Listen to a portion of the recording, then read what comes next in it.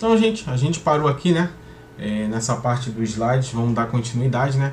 Que é só uma parte ali, algumas pinceladas, né? Em relação a algumas questões aí para não poder passar em branco. Mas os direitos da personalidade nós já finalizamos, para a gente agora finalizar essa partezinha aqui e pegar a personalidade jurídica e dar andamento aí nos exercícios. Então o artigo 1º nos diz assim, né? Toda pessoa é capaz de direitos e deveres na ordem civil. Então tá aqui, né? Toda pessoa é capaz de direitos e deveres na ordem civil. Toda pessoa, né? Então aqui, né? Toda pessoa física e natural, pessoa jurídica. Personalidade jurídica é a aptidão genérica para titularizar direitos e contrair obrigações. Então tá aqui, né? Personalidade jurídica é o quê? É uma aptidão genérica para titularizar direitos e contrair obrigações. Então toda pessoa é capaz de direitos e deveres na ordem civil. Mas a personalidade jurídica é uma aptidão genérica para o quê? Titularizar esses direitos e contrair as obrigações. Em outras palavras, né? É o atributo para ser sujeito de direito. É um atributo para ser sujeito de direito. Adquirida a personalidade, o ente passa a atuar na qualidade de sujeito de direito. Então, adquiriu a personalidade, nasceu com vida, adquire a personalidade. O ente passa a atuar na qualidade de sujeito de direitos, pessoa natural ou pessoa jurídica, praticando os atos, negócios jurídicos dos mais diferentes matizes. Então, adquirida a personalidade, o ente ele passa a atuar na qualidade de sujeito de direito, tanto de pessoa natural, né, nascer com vida, e de pessoa jurídica, que nós vamos ver aí mais para frente.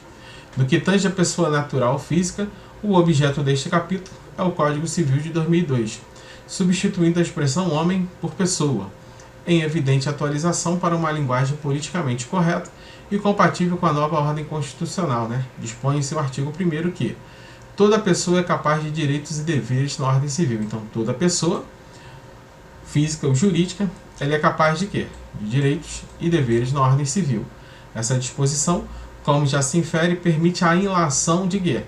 A personalidade é atributo de toda e qualquer pessoa. Então, a personalidade ela é um atributo de toda e qualquer pessoa. Seja a pessoa o quê? Natural ou uma pessoa jurídica. Então, a personalidade ela é um atributo, né, de toda e qualquer pessoa, seja natural ou uma pessoa jurídica. Uma vez que a própria norma civil não faz tal distinção de acepções. Na conceituação da professora o quê? Maria Helena Diniz, os direitos da personalidade são direitos subjetivos da pessoa, né, de defender o que lhe é próprio, ou seja, a sua integridade física, vida, alimento próprio, corpo vivo, corpo morto, corpo alheio vivo, corpo alheio morto, partes separadas do corpo vivo, partes separadas do corpo morto, a sua integridade intelectual, né, liberdade de pensamento, autoria científica, artística, e a sua integridade moral, né, a honra, segredo profissional, identidade pessoal, social e por aí vai.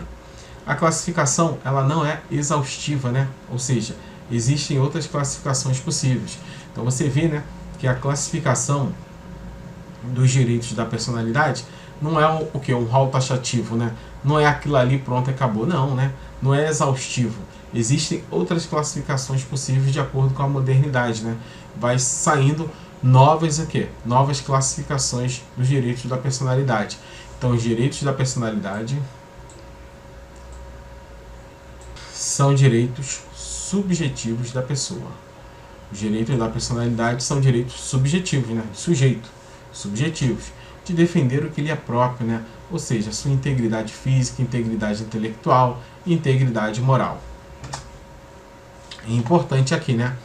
A classificação não é exaustiva, ou seja, existem outras classificações possíveis de quê? Dos direitos da personalidade. Segundo a doutrina, classifica os direitos da personalidade, já se divide em 3 grupos não exaustivos. Então aqui, ó, segundo a doutrina, classifica o quê? Os direitos da personalidade em 3 grupos, mas em 3 grupos o quê? Não exaustivos. Ou seja, não é aquele rol taxativo, né? Esse pronto e acabou, não. Não é isso. Então, temos ali o direito o quê? A integridade física, o direito que à integridade intelectual e a integridade moral. Então temos integridade física, integridade intelectual e integridade moral. Integridade física, integridade intelectual e a integridade moral. Os direitos da personalidade se dividem em 3 categorias, né? Integridade física, intelectual e moral. Fim, né? Então vamos daí, né? Os direitos da personalidade, ó. Fim. Física, intelectual e moral. E são importantes, hein? Não são exaustivos. Você percebe que não são exaustivos, ou seja, porque o direito está aberto para que na vida em sociedade se identifique uma série de outros direitos da personalidade, como o direito ao esquecimento. Então, você vê que ele não é um rol taxativo, né? Ele não é exaustivo. Até porque, de acordo com a modernidade, vai surgindo outros novos direitos. O direito ao esquecimento é um direito que uma pessoa possui de não permitir que um fato, ainda que verídico, ocorrido em determinado momento de sua vida, seja exposto ao público em geral, causando-lhe sofrimento ou transtorno. Direito ao esquecimento, né? O STF, no informativo 1005, em sede de repercussão geral, decidiu: é incompatível com a Constituição a ideia de um direito ao esquecimento, assim entendido como o poder de obstar em razão da passagem do tempo. A divulgação de fatos ou dados verídicos ilicitamente obtidos, publicados em meios de comunicação social analógicos ou digitais. Então tá ali, né? Divulgação de fatos ou dados verídicos ilicitamente obtidos e publicados em meios de comunicação social analógica ou digital. É uma coisa, né? Que você vai, chega na casa da vizinha e fala para ela que ela tá saindo com outro, saindo com um homem casado. Você tá saindo com um homem casado, é verdade. É verdade, pode ser verdade, mas está expondo o quê? Está expondo ao ridículo, né? Ali é um dano moral. Então, eventuais excessos, eventuais excessos ou abusos no exercício da liberdade de expressão e de informação devem ser analisados cada caso, a partir dos parâmetros constitucionais, especialmente relativos à proteção à honra, da imagem, da privacidade e da personalidade em geral, e as expressas específicas previsões legais no âmbito penal e civil. Então tá ali, né? O direito ao esquecimento, assim entendido como o poder de obstar, em razão da passagem do tempo, a divulgação de fatos ou dados verídicos ilicitamente obtidos e publicados em meios de comunicação social analógico ou digitais. Ele é o quê? Ele é incompatível com a Constituição, a ideia de um direito ao esquecimento.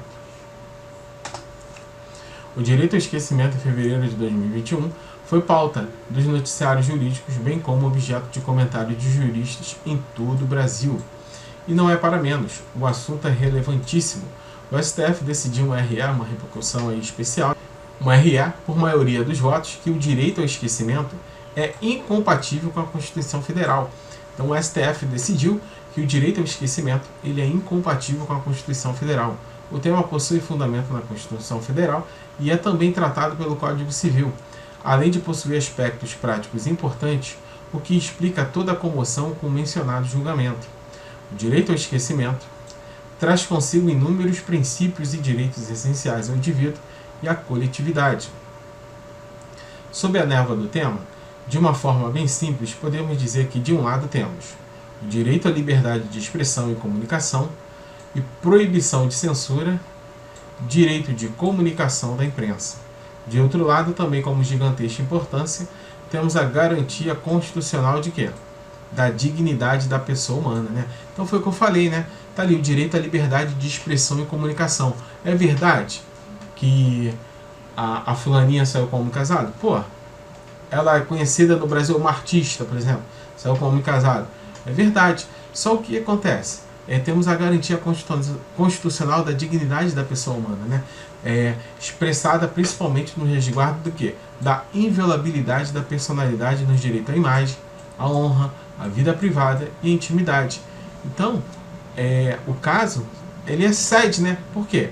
Viola a dignidade da pessoa humana, do direito à imagem, à honra, né? E à vida privada e à intimidade da pessoa. Um tema sensível que traz à tona direitos o quê? Individuais e coletivos importantes em ambos os lados. Em que consiste o direito ao esquecimento, né? Então, o direito ao esquecimento origina-se no direito penal. Trata-se da garantia concedida ao penado, após cumprida a sua sentença perante o Estado, de não mais carregar o rótulo de quê? De infrator. Cumpriu a pena, então esquece o que ele cometeu e zera, né? O que dificultaria a sua recolocação na sociedade. Então, zerado ali, né? Se ele cumpriu a pena, é zerado o que aconteceu com ele ali. Trazendo para a esfera civil, na sociedade que até bem pouco tempo conhecíamos, o simples transcurso do tempo ficava encarregado de apagar fatos ocorridos. Contudo, como bem sabemos, a facilidade que hoje em dia possuímos com acesso à internet, uma ferramenta de busca de arquivos online, traz uma profunda alteração na forma de comunicação e na memória coletiva, e principalmente na capacidade de retomar de algum episódio, ao ponto de qualquer deslize ficar para sempre registrado e poder ser exposto a qualquer momento, né? Acontece muito na política isso, né? O cara fez uma bobagem, o cara vai se candidatar de novo, tá lá, você lembra, aconteceu, foi isso, foi isso. A necessidade de estabelecer regras para o controle sobre as informações do indivíduo se faz fundamental em razão da moderna expansão tecnológica. Eis aqui a relevância do tema, né? Temos a tese aí, né? A tese da repercussão geral firmada no julgamento foi a seguinte: é incompatível com a Constituição a ideia de um direito ao esquecimento, assim entendido como o poder de obstar, em razão da passagem do tempo, a divulgação de fatos ou dados verídicos ilicitamente obtidos e publicados em meios de comunicação social, analógicos ou digitais. Então é incompatível com a Constituição a ideia de um direito ao esquecimento, entendido como o poder de obstar, né, em razão da passagem do tempo, a divulgação de quê? De fatos ou dados verídicos, mesmo que o dado e o fato seja verídico, licitamente obtidos e publicados em meios de comunicação social, analógicos ou digitais. Eventuais excessos ou abuso no exercício da liberdade de expressão e informação devem ser analisados a partir dos parâmetros constitucionais, expressamente relativos à proteção, né, em relação à dignidade da pessoa humana, que vem ali a proteção à honra, à imagem, à privacidade, à intimidade, à personalidade em geral e as expressas específicas previsões legais no âmbito penal e civil. Defende-se por meio do direito ao esquecimento o quê? O poder de impedir, em razão da passagem do tempo, a divulgação de fatos ou dados verídicos licitamente obtidos e publicados em meio de comunicação. Então tá ali, né? Por meio do direito ao esquecimento, defende-se o poder de impedir a divulgação de fatos e dados, mesmo que sejam verídicos, ilicitamente obtidos e publicados em meios de comunicação. Consiste no direito de ser deixado em paz, de impedir a divulgação de informações não contemporâneas e que possam causar à pessoa envolvida diversos transtornos e constrangimentos. Vamos a algumas considerações. Primeiramente, considera-se morte. Aqui nós já entramos, né, e na outra parte finalizamos direito ao esquecimento, né, que é incompatível com a Constituição, né. Então vamos ver aqui, né, considera-se morte a cessação das atividades o quê? Encefálica, né. Então a morte para o direito é a morte o quê? É a morte encefálica, devendo a mesma ser o quê? Atestada. Nesse sentido, no artigo 3º da Lei 9.434, a retirada post-mortem dos tecidos, órgãos ou partes do corpo humano destinados a transplante ou tratamento deverá ser precedida de um diagnóstico de morte encefálica. Então está aqui, né? De acordo com a Lei 9.434, a retirada pós-morte de tecidos, de órgãos, partes do corpo humano, um transplante, né, destinados a transplante ou tratamento, deverá ser precedida de quê? De um diagnóstico de morte encefálica. Então, para haver um transplante, tem que ser diagnosticada a morte encefálica da pessoa, constatada e registrada por 2 médicos não participantes da equipe de remoção e de transplante. Para quê? Para dificultar a venda de órgãos, mediante a utilização de critérios clínicos e tecnológicos definidos pela resolução do Conselho Federal de Medicina. Em segundo lugar, não podemos esquecer que a nossa legislação do artigo 4º da mesma lei adota o princípio de quê? Do consenso afirmativo, né? Ao exigir o consentimento dos parentes do disponente. Então precisa do quê? Do consentimento dos parentes. A retirada de tecidos, órgão, parte do corpo de pessoas falecidas para transplantes ou finalidade terapêutica, dependerá da autorização do cônjuge ou parente maior de idade, obedecida a linha sucessória reta ou colateral, até o quê? O segundo grau, firmado em documento subscrito por 2 testemunhas presentes à verificação da morte. Acontece que esse ato de disposição gratuita do próprio corpo para após a morte é um ato que personalíssimo, né? A pessoa em vida ainda pode fazer a disposição gratuita do próprio corpo, né? E pode ser revogado também a qualquer tempo. Diante disso foi editado o enunciado 277, o artigo 14 do Código Civil, ao afirmar que a validade da disposição gratuita do próprio corpo, com objetivo científico ou altruístico, para depois da morte, determinou que a manifestação expressa do doador de órgãos em vida vai o quê? Vai prevalecer sobre a vontade dos familiares. Então, se o cara estava em vida, ele dispôs, né, gratuitamente ali após a morte, né, à disposição do próprio corpo, e os familiares não querem, vai prevalecer o que? A vontade dele. Portanto, a aplicação do artigo 4 da Lei 9.434 ficou restrita à hipótese de silêncio do potencial doador. Isso significa que, havendo divergência entre vontade do disponente e de seus parentes, prevalecerá o quê? A primeira. Havendo divergência entre a vontade do disponente e de seus parentes, prevalece a do disponente, aplicando-se o dispositivo legal apenas nas hipóteses do silêncio do potencial doador. 1548. É nulo o casamento contraído. Então tá aqui, né? É nulo o casamento contraído pelo enfermo mental, sem o necessário discernimento para os atos da vida civil. Então tá ali, né? É nulo o casamento contraído pelo enfermo mental, sem o necessário discernimento para os atos da vida civil. Então o cara é enfermo da mente ali, então é nulo o casamento contraído com ele, sem o necessário discernimento para os atos da vida civil. Está lá no Estatuto da Pessoa com Deficiência, que nós vamos estudar a parte. Mas é nulo o casamento contraído pelo enfermo mental, sem o necessário discernimento para os atos da vida civil. Conforme o modo como foi feita a divulgação de fato verdadeiro, poderá gerar uma responsabilidade civil, o quê? Ofensa à honra da pessoa natural. Como foi feito o modo, né, de divulgação de fato verdadeiro, o direito ao esquecimento, poderá gerar uma responsabilidade civil por ofensa à honra da pessoa natural. Existem coisas que, mesmo sendo verdade, não devem ser ditas, né? Pois nem todos conhecem da verdade, e a divulgação certamente trará o quê? Danos à imagem de quem se fala, em que pese o desconhecimento do fato por terceiros. João, casado com Maria, atrai com Joana. Se Maria, revoltada, vai lá e risca o carro de Joana e picha o muro da casa desta com os dizeres: amante roubou meu marido, ela está errada e terá de pagar por isso, mesmo que o fato seja o quê? Verdadeiro. Vedação à crítica difamatória que compromete os direitos da personalidade, dano moral, indenização, método bifásico. A doutrina brasileira distingue as liberdades de informação e de expressão, registrando que a primeira diz respeito ao direito individual de comunicar livremente fatos e ao direito difuso de ser deles informados. Por seu turno, a liberdade de expressão destina-se a tutelar o direito de externar ideias, opiniões, juízos de valor, em suma, qualquer manifestação do pensamento humano. A liberdade de imprensa, por sua vez, manifestação da liberdade de informação e expressão, por meio da qual é assegurada a transmissão das informações e dos juízos de valor, a comunicação de fatos e ideias pelos meios de comunicação social de massa. As liberdades de informação, de expressão e de imprensa, por não serem absolutos, encontram o quê? Limitações ao seu exercício, compatível com o regime democrático, tais como o compromisso ético com a informação verossímil, a preservação dos direitos da personalidade e a vedação de vinculação de crítica com o fim único de difamar, injuriar ou caluniar a pessoa. O animus iurandi vil diffamant. Então tá aqui, né?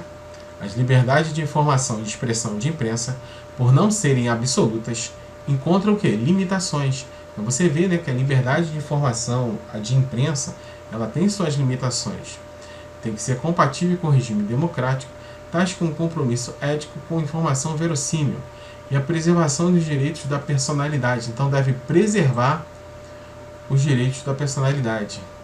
E a vedação de vinculação de crítica com o fim de quê? de difamar, injuriar ou caluniar a pessoa. Beleza? A pedra de toque para aferir-se legitimidade na crítica jornalística é o interesse público, observada a razoabilidade dos meios e formas de divulgação da notícia, devendo ser considerado abusivo o exercício daquelas liberdades, sempre que identificada em determinado caso concreto que a agressão aos direitos de quê? Da personalidade, legitimando-se a intervenção do Estado para o termo a desnecessidade de violência capaz de comprometer a dignidade. Então você vê, que a crítica jornalística ela não é absoluta, então ela não pode agredir os direitos da personalidade, não pode ser considerada abusivo, Então no caso dos autos, após a informação de um fato, mesmo que o fato seja verdadeiro, que por si só não seria notícia, desenvolveu-se uma narrativa afastada da realidade, da necessidade e da razoabilidade, agindo o autor da publicação, evidentemente, distante da margem tolerável da crítica, transformando a publicação em verdadeiro escárnio, com a intuição policial e principalmente em relação ao superintendente regional da Polícia Federal, condutor das atividades investigativas. Detectado o dano,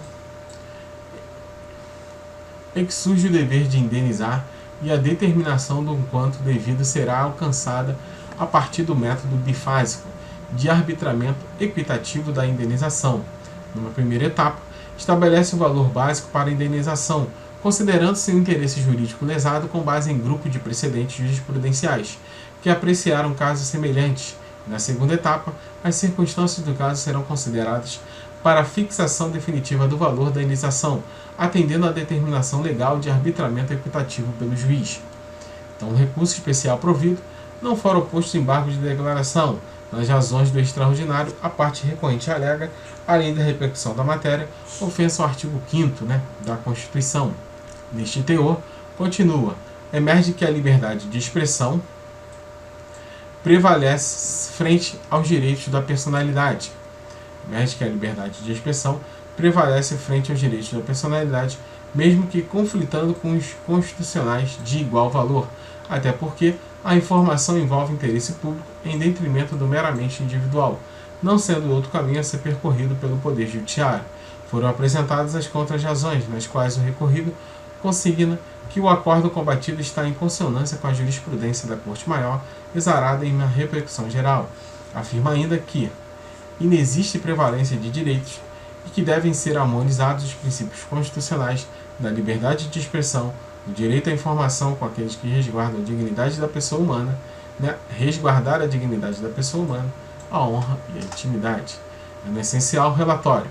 O apelo não merece seguimento à controvérsia dos autos de respeito a uma ação de reparação de danos morais interposta pelo recorrido contra recorrente em razão de matéria jornalística publicada em seu blog Conversa Fiada, e com a qual o recorrido, delegado de Polícia Federal, sentiu-se vilipendiado na sua honra subjetiva, o seu direito à intimidade perante a sociedade, a sua classe profissional e a sua família. Em primeiro grau de jurisdição, o pedido foi julgado improcedente, sendo mandida a sentença pelo Tribunal de Justiça. No âmbito desta Corte, o acordo da Corte de origem foi retomado para condenar o recorrente a pagar o recorrido uma quantia de 40 mil por danos morais, bem como os honorários subsequentes. A quarta turma do STJ fundamentou o acordo no sentido de que a liberdade de expressão e de imprensa não são absolutas, encontrando limitações que sejam compatíveis com o regime democrático de direitos, com a ética da informação verdadeira, devendo ser vedada a crítica jornalística quanto ao seu intuito de caluniar, difamar e injuriar, resguardando o direito da dignidade da pessoa humana, direito à honra, privacidade e intimidade. O STF já declarou, no julgamento do agravo, que a verificação de ocorrência de dano à imagem e à honra carece de repercussão geral, porquanto a verificação do campo fático probatório dos autos não ultrapasse ao interesse subjetivo das partes, assim rever ou reverter indenizações por danos à imagem, havidos no exercício da liberdade de expressão, não é matéria cognoscível pela Corte Suprema, quando o contexto dos autos exigia um reexame da matéria probatória. Não compete ao Supremo Tribunal Federal resolver a matéria fática para verificar a ocorrência de dano à imagem ou à honra, a não ser em situações excepcionais nas quais se verifica o esvaziamento do direito à imagem e, portanto, ofensa constitucional direta. Para Pablo e Rodolfo, no ato fato jurídico, o ato humano é realmente da substância desse fato jurídico, mas não importa para a norma se houve ou não a intenção de quê? De praticá-lo. Excelente exemplo do ato fato jurídico encontramos na compra e venda feita por criança. Então, exemplo de ato fato jurídico, compra e venda feita por criança. Ninguém discute que a criança, ao comprar um doce no boteco da esquina, não tenha vontade direcionada à celebração do contrato de consumo. É perfeitamente eficaz. Foi lá, comprou o doce, consumiu, beleza. Melhor do que considerar ainda que apenas formalmente. Esse ato, como negócio jurídico, portador de intrínseca nulidade por força da incapacidade absoluta do agente, é enquadrá-lo na noção de quê? Do ato fato jurídico dotado de ampla aceitação social. Em suma, pode-se dizer que o ato fato jurídico é um fato jurídico qualificado por uma vontade não relevante juridicamente em um primeiro momento, mas que se releva relevante por seus efeitos. Além de exemplos nos últimos doutrinadores, pode ser citada a hipótese em que alguém encontra um tesouro sem querer, ou seja, sem vontade para tais fins. Em algumas situações, o ato fato jurídico praticado pelo menor, absolutamente incapaz, produz efeitos. Então, o ato fato jurídico praticado pelo menor, absolutamente incapaz, produz efeitos. É como um menor vai ali na esquina, compra um doce, é um ato fato jurídico, um negócio. E ele é o quê? Ele é aceitável pela sociedade. A teoria da personalidade constitucional é aquela pela qual a personalidade civil começa com o nascimento com vida. Então tá aqui, né? A teoria da personalidade condicional é aquela pela qual a personalidade civil começa com o nascimento com vida. É uma teoria natalista, né? Mas os direitos do nascituro estão sujeitos a uma condição suspensiva, ou seja, são direitos eventuais. Como se sabe, a condição suspensiva é elemento acidental do negócio ou ato jurídico que subordina sua eficácia a evento futuro e incerto. No caso, a condição é justamente o nascimento daquele que foi concebido. A teoria da personalidade condicional define que haverá elemento acidental no negócio jurídico, que subordine o que? A eficácia dos direitos de nascituro a evento futuro incerto. Então, a teoria da personalidade condicional define que haverá elemento acidental no negócio jurídico, que subordine a eficácia dos direitos de nascituro a evento futuro e incerto. Então, gente, terminamos aqui, né? Finalizamos os direitos da personalidade. Vamos pegar aí, né, pessoa jurídica e dar andamento aos exercícios para a gente poder finalizar essa parte geral do direito civil. Para você que gostou, deixe seu like, se inscreva no canal. Não sai daí não, é rapidinho. Já volto já.